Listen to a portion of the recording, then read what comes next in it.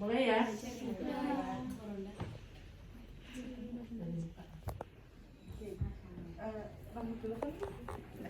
Jadi yang pertama kita akan melakukan pemeriksaan di kepala dulu ya teman-teman. Nah yang pertama tuh pemeriksaan rambut kayak sama yang waktu ANC kayak. Jadi dilihat dulu rambutnya, terus jangan lupa di apa sih namanya tuh?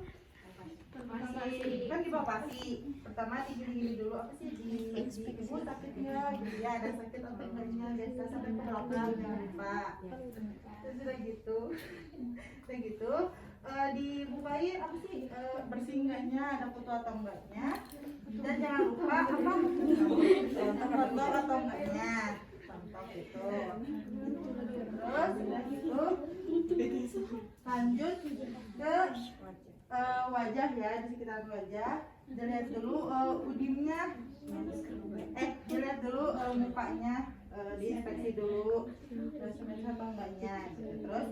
Terus udah gitu langsung ke palpasi ya yang udim yang di sini teh. Lihat ada udim atau enggaknya. Ya. Jadi boleh yang belakang yang belakang. Yang depan duduk.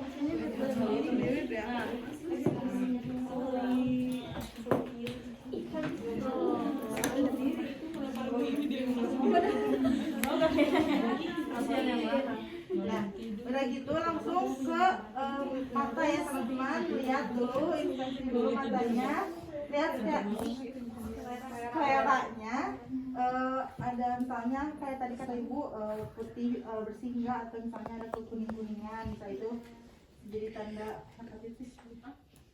Oke, terus udah kayak gitu, ibu kok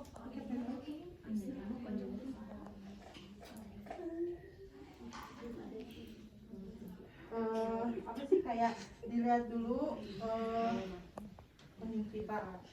Bagian yang paling jauh dulu ya. Oh iya.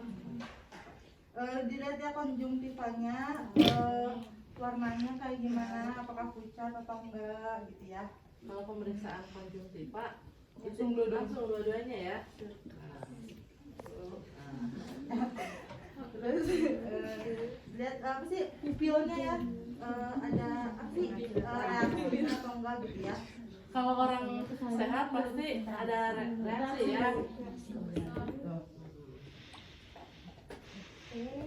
Udah gitu lanjut ke hidung. Dilihat inspeksi hidungnya. Terus bentar ya Bu. Kayak dilihat ininya apa sih lubang hidungnya, kebersihannya, terus juga bisa ada apa sih polip ya atau enggak gitu. Mana itunya, mana lainnya? Lalu kita lihat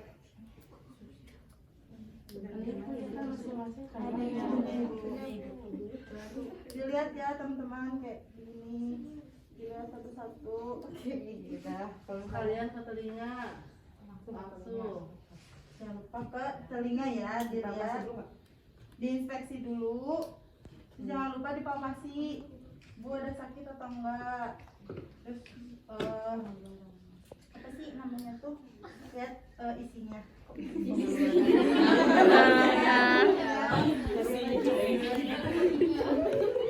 Maaf ya. Nah, ini juga dipalpasi sama.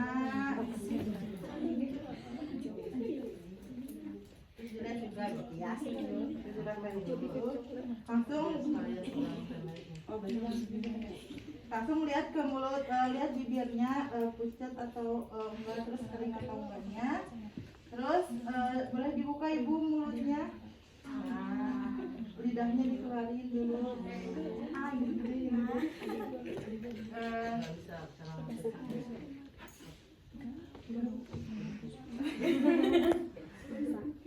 Ya, dilihat ya teman-teman. Kayak dilihat lah pokoknya apa sih ini tuh amandalnya juga dilihat, terus jangan lupa juga giginya ya tadi dilihat. Ibu boleh dibuka dulu, betul dilihat apakah ada yang bolong atau tidaknya gitu lah ya, kayak gitu. Selesai yang bagian muka. Jangan lupa sekarang kita beralih ke bagian leher ya teman-teman. Dilihat dulu apa sih, inspeksi dulu, terus udah kayak gitu langsung palpasi. Punten ya, jadi palpasi itu sakit juga. Diraba ada apa sih pembengkakan atau enggak ya gitu. Palpasi terus dipegang ininya, disuruh jalan gitu. Nah itu sakitnya Bu. Tuh.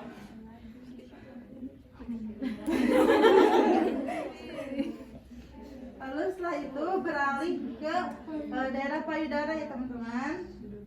Daerah payudara, Ibu buat apa sih, disuruh buka dulu ininya. Ya tadi kan udah digantikan.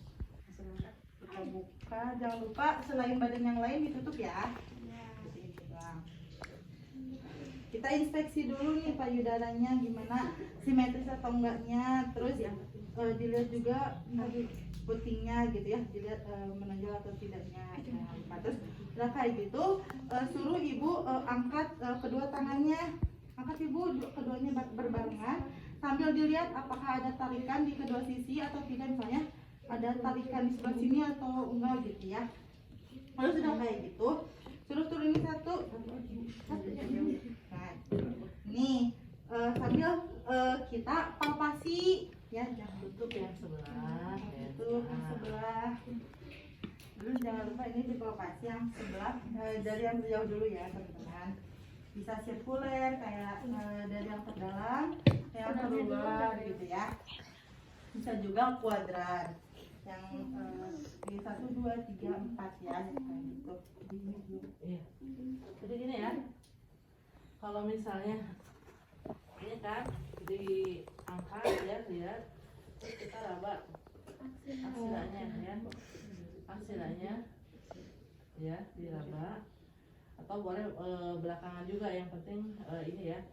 Kalau misalnya apa sirkuler, berarti kan dari ini ya, dari puting, dari paling ini paling dekat kita palpasi, ya palpasi keluar gitu kan, boleh 2 jari, boleh 3 jari.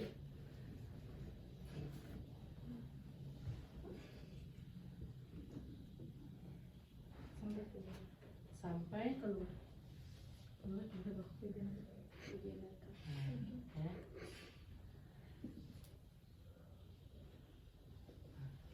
Ini boleh langsung palpasi, aksila ya. Boleh aksila duluan, boleh aksila belakangan. Yang penting aksilanya yang kelewatan ya.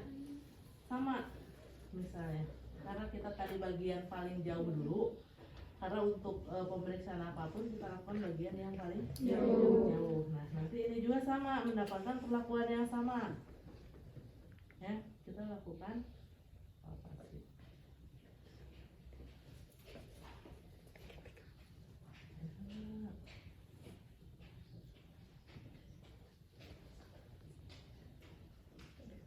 Untuk palpasinya mungkin tidak saya itukan ini ya. Nah, sampai ke aksila. Boleh kuadran ya, 1, 3 sama ya. Yang satu di sini, yang satu di sini ya. Bisa. Yang satu nahan, yang satu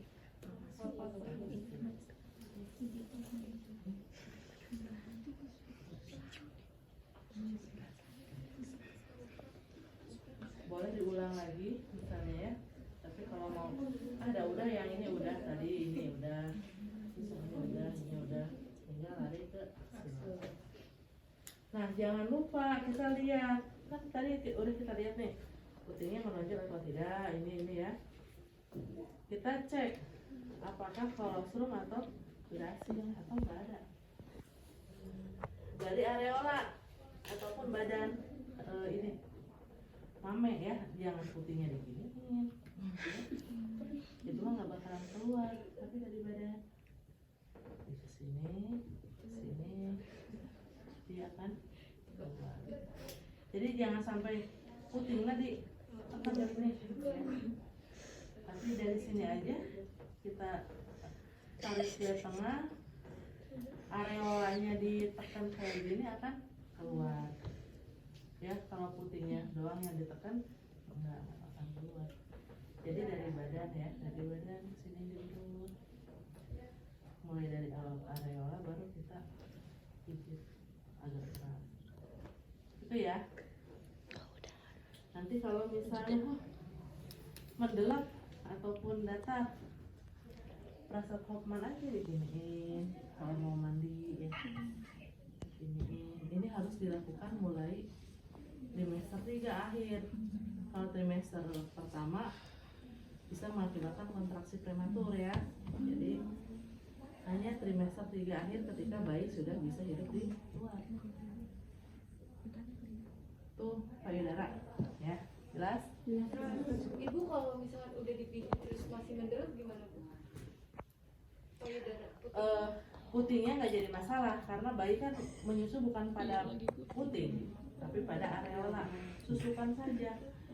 Yang penting dia nutrisinya bagus, terus sehat secara psikologis, maksudnya nggak stres ya, karena stres juga bisa mengakibatkan berkurang produksi ASI. Sama sering menyusui. Kalau 3 poin itu terpenuhi, maka ASI akan lancar. Jadi nggak masalah kalau putihnya nggak ada Bu, ini.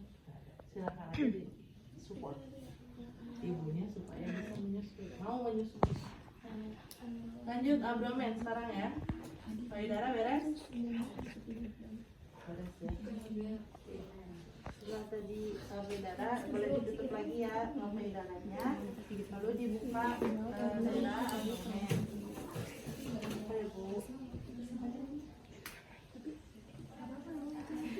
Dibuka dada abdomennya.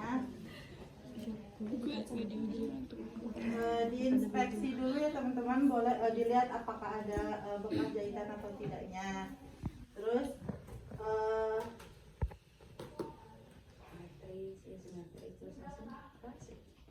apa namanya, linear kayak gitu kan biasa ya. gitu langsung Dipalpasi. langsung dipalpasi aja teman-teman. Palpasinya sama kayak palpasi ibu hamil. Kalau ibu hamil mah kan dicari pundus uterinya ya, di mana pun tanya. Nah, pundus uterinya dicari gitu ya. Gimana nih, sama ibu hamil, ibu nifas juga cari pundus uterinya. Cuma kita harus pastikan dulu bahwa kandung kemih kosong. Di mana kandung kemih? Gak jauh dari atas itu sih, sampai sini. Kita raba. Ya nggak usah harus pakai 2 tangan juga, nggak jadi masalah ya. Dari kecil kan. Nah di sini kita raba-raba gitu ya. Ini kalau misalnya kan baru melahirkan 1 sel pusat ya. Jadi kalau misalnya nanti Anda ada kasus, pegang 1 kasus itu, jadi kita bisa tahu oh ini habis plasenta lahir, naik lagi sepusat. Nah, nanti atau 1-2 jari di bawah pusat. Nanti 6 jam cari lagi di mana supaya kita nggak kehilangan seperti apa sih TFU pada ibu nifas, karena beda dengan ibu hamil ya. Diperiksa pundusnya, nah di sini nanti kita cari anu bulat ya, keras itu pundus, jangan samar dengan kandung kemih. Nah selain TFU di sini kita juga ada diastasis rectus abdominis ya. Cara pemeriksaannya, si ibu terlentang, bantalnya diambil, ya, bantalnya diambil. Nah, panas banget ya, pemeriksaannya kalau hari ke-1, hari ke-2, hari ke-3 itu nggak bisa belum bisa kita periksa karena di situ ada pundus ya. Jadi pundusnya bisa diperiksa setelah pundus di bawah pertengahan situasi. Jadi tangan kita disimpan di bawah pusat. Nih ya, tangan kita disimpan di bawah pusat, nanti masuk berapa jari di otot perut ya. Jadi kan gini nih yang punya itu tuh, kita tangan kita masuk ke sini berapa jari? Iya. Jadi di sini misal ya, misal dia tidur, kita tekan di sini nih. Ini misalnya ini pusat dia ya, tekan di sini, maka tangan kita itu akan masuk ke dalam otot ya. Tangan kita masuk ke dalam otot. Nah, nanti si ibunya suruh bu angkat kepalanya. Nah, ketika dia mengangkat kepala, berarti dia kontraksi kan, mengontraksikan otot perut. Nah, yang tadinya misalnya masuk segini, tuh ini ya biar gampang ya. Ini harusnya kan gini. Pas relaksasi sekitar 4 cm, udah anak-anaknya 5 kilo gitu ya. Ketika tadi dia disuruh bangun, kejepit. Jadi 2 dari yang 4 cm, oh tinggal 2 jari saya yang masuk ke situ. Nanti akan terasa jepitannya ya. Nah, berarti dia hitungannya 4 cm relaksasi, 2 cm kontraksi. Berarti kamu cukup nulis 4/2 ya. Jadi kita asumsikan yang relaksasi dulu kan, kita awalnya relaksasi kan, terus kita dia itu kontraksi. Nah seperti itu ya. Jangan lupa bantalnya diambil. Jelas?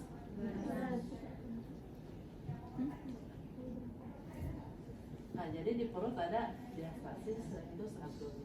Bantu yang CFU sama itu Sama itu. Nih aja. Itu ya. Setelah itu pemeriksaan ekstremitas ekstremitas silakan. lagi ya. Terus kita beralih ke ekstremitas atas dulu ya teman-teman. Jangan lupa ini apa sih kaprit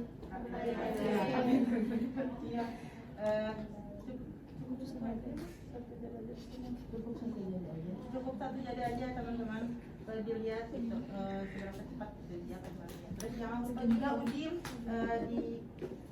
di bagian lengannya juga dilihat ya. Itu sama di sini juga dilihat. Tuh udimnya kan. Nah kayak gitu ke ekstremitas bawah ya teman-teman. Jangan terlalu dekat di sini, kabul. Ini kapan diberikan? Jangan lupa ke kakinya juga. Biasa ya sama ini sama udim.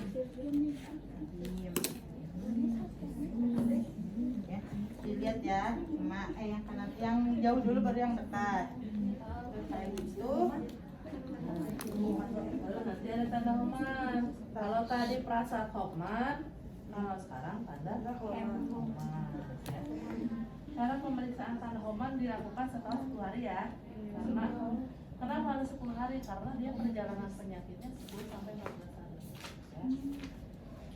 Ya. Si lutut ditekan, kakinya ditekuk. Ya. Ada sakit atau tidak? Sebelumnya kan kita sudah diinspeksi ya.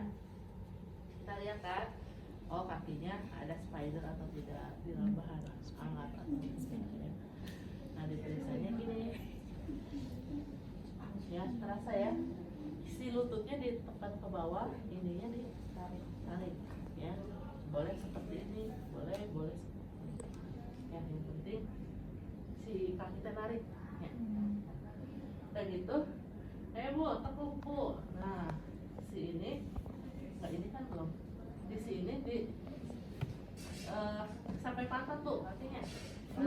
disatukan ke mata. Ada kesakitan atau tidak ya. Tapi pada dasarnya ketika dia bisa berjalan normal, tidak ada kesakitan, biasanya nggak ada indikasi untuk trombopatik. Itu juga sama ya. Ini seperti ini, lalu dia turun. Santai aja, nggak usah dipaksa. Sampainya, gitu ya. Nah, setelah pemeriksaan ekstremitas kita lakukan sumpah hygiene.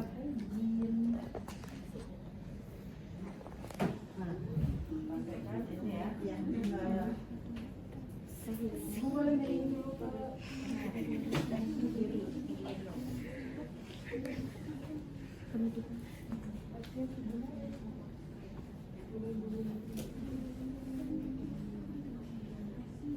Gulungnya juga harusnya dari sana dulu ya. Yang jauh dulu simpan baru ini. Harusnya dari yang jauh dulu ya rekan. Yang lepas.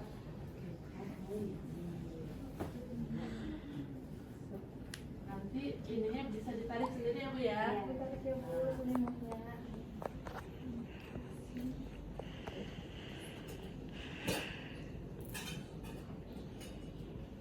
Kalau misalnya Anda pakai handscoon dari awal, ya boleh ganti handscoon atau boleh baru handscoon, ya.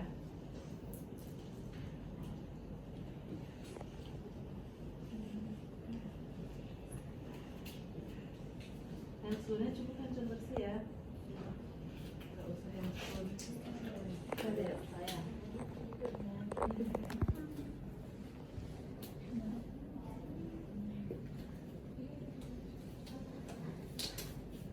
Kan sudah siap ya. Sampahnya agak kecil. Kita punya tempat sampah tidak ya? Ini beli.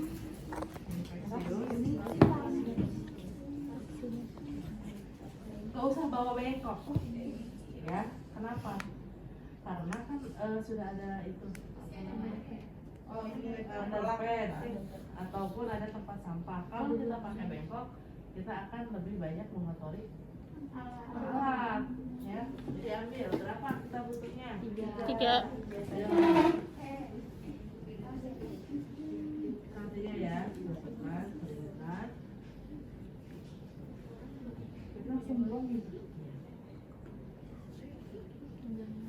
Sebelum kita menyentuh apa-apa, kita udah pisahkan ini ya, supaya tenang dulu. Bu, angkat itunya Bu, bentar. Selimutnya. Kita lihat kan, dari sini kecium juga kan baunya. Oh, warnanya, pakaiannya apa, terus jahitannya seperti apa, bersih atau kotor, kering atau bersih, ya. Oh, kering atau basah, terlalu semangat. Nah, terus ada tanda-tanda infeksi atau tidak, ya. Setelah itu, lakukan ini lupa izin, dibuka, jangan lupa dibuka ya. Kadang-kadang dibuka ininya ya, mau mata buka ya, dibuka itu dari tengah sini nih. Buka yang jauh dulu, ya. Nih, masukkan ke sini, boleh. Bu, nggak ada tempat sampah khusus itu, simpan di underpad. Bisa, nah, nah, di sini ya. Kan ini kan harusnya di dalam kan? Nah, simpan di situ. Labia minora. Jadi lamun hiji, iya nah kan yang satu misalnya permukaan yang sebelah sini, nanti yang kedua yang sebelahnya, gitu ya. Jangan, iya urat buka dia, iya deh, hiji deh, gitu kan kotor. Jadi ini diganti, ini di sini, berarti ini sebelahnya, ya. Boleh disimpan. Ini. Ya. Simpan. Setelah itu kan kita lakukan palpasi. Banyak yang lupa palpasi ya. Jadi palpasi nih dari atas sini ya. Nih dari sini Ini karena tangan saya harus pegang ini ya, posisi tangannya gini. Tik, tik, tik, ya. Nah, ini ya. Sambil kita lihat respon ibu kesakitan atau tidak. Kadang-kadang kita suka nanya sakit enggak gitu ya, tapi ketika kita nggak bertanya jadi kita lihat responnya kan beda. Kalau kesakitan ya, terus kalau ada luka perineum ya, tadi kita ini pijat ya, takutnya ada pus, ada nanah ya, kita ini atau boleh pakai dua tangan ya, untuk memastikan tidak ada pengeluaran. Nah, setelah selesai ini ya, si ibu suruh balik ke sebelah sana. Bu, menghadap ke sebelah sana. Punten iya na bu, nah anak selimut. Nah, posisi tangan itu kalian kan sukanya digiatkan kayaknya nggak kelihatan. Nih tangannya di sini, yang satu di sini, buka diginiin ya. Jadi gini tangan tadi tegangkan. Kayak gini tuh nggak kelihatan. Gimana kalau ibunya big size? Capek ininya. Jadi gini ya. Kayak ibu nifas kan banyaknya big size ya. Nah di sini baru kita bu suruh tiup-tiup, suruh batuk atau suruh apa dia ya. Sambil dilipat digulung. Sok bu, kok. Parises kan udah tadi. Oh iya.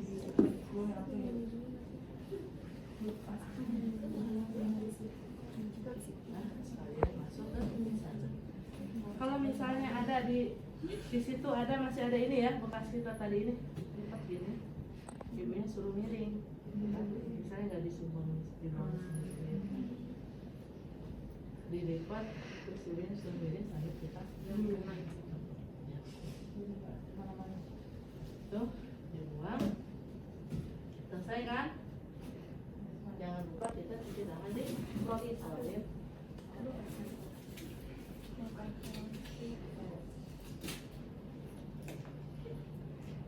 Itu habis ini apa? Dapat pakai hasil akan diselesaikan. Bu boleh duduk. Menjunta ya bu, agak menjunta. Untuk ibu nifas hari pertama sampai ke 7 si underpad-nya itu kalau dia mau duduk seperti ini biarin aja ya, nanti rohnya turun ke kasur kita karena yang kita biasa gunakan untuk pasien itu kan di atas hari 7 ya. Ada kesini ya?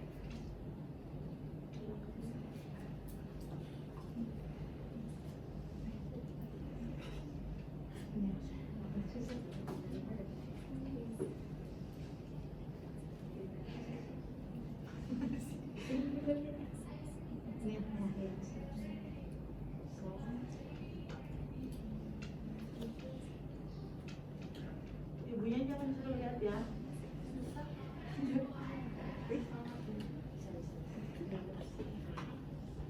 Ya, jangan kayak dibatasin gitu biar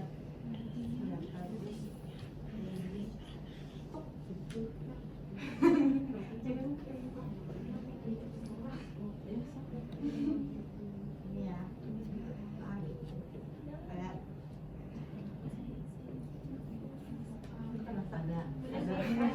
nah, si ibu bidan temenan nongeng. Ya. Jongkok boleh. oh jongkok boleh bu. Ini kan posisinya kayak gini. Jongkok nggak apa-apa. Ya.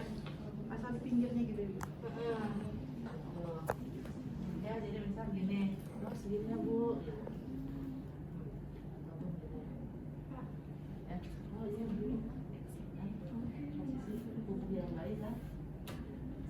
Jadi nggak boleh kita ya. Ya kan ambil beban aja, kita nggak boleh gini kan, tapi harus begini kan. Jadi ibu bilang nggak boleh.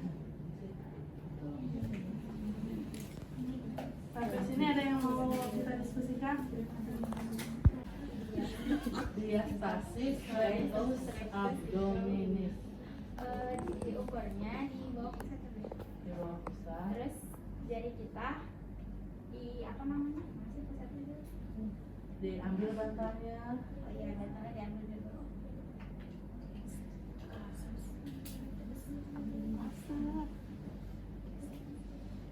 Terus ini kan pusatnya ya. Nah di bawah pusatnya terus kita masuki apa sih? Tekan tangannya. Angkat kepalanya bu. Boleh bu. Nah kalau misalnya ini buat Simpan lagi udah. jadi waktu diangkat waktu kontraksi itu dia bakal biasanya lebih mengecil ya bu ya. Misalnya sebelumnya kita masukin 3 jari kita kehitungnya 4 cm. Terus waktu ibunya angkat kepala udah, terus saya nanti berkurang gitu loh. Apa sih jaraknya? Jaraknya mengecil, jadi nanti kita tulis di dokumentasinya. Misalnya tadi yang 4, terus jadi 2. Jadi 4/2. Sok sana komat. Oh, tadi bu. Ya. Di sini ya bu ya. Dibuka dulu. Terus apa sih dilihatin bu? Ini ya. Inspeksi ya. Diinspeksi dulu ada apa? Jaring laba-labanya enggak. Terus habis itu kita kan ya sini Sikunya ditekan. untuk Oh ya, saya juga. Sikunya ditekan. kan Yang satu lagi. kembali Kembali. Nah, Coba dulu kesini enggak? Oh, iya. Nah, oke. Ini tarik. Oke. ya. Itu kalau misalnya ditarik isi apa tumitnya tuh keangkat atau enggak harus Nggak yang di apa-apa. kasur? Di kasur aja Bu. Ditekan. Kalau ditekan kan diam dia. Perkara dia mau keangkat atau enggak jadi masalah. Yang penting dia diam di situ.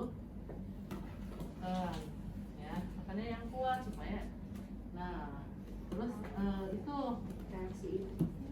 ya reaksi ibu ya. Terus tepuk kakinya. Nah, Sebisanya ya Bu ya. biasanya ada kesakitan atau tidak. Lakukan pada 2 kaki bergantian ya. Ya.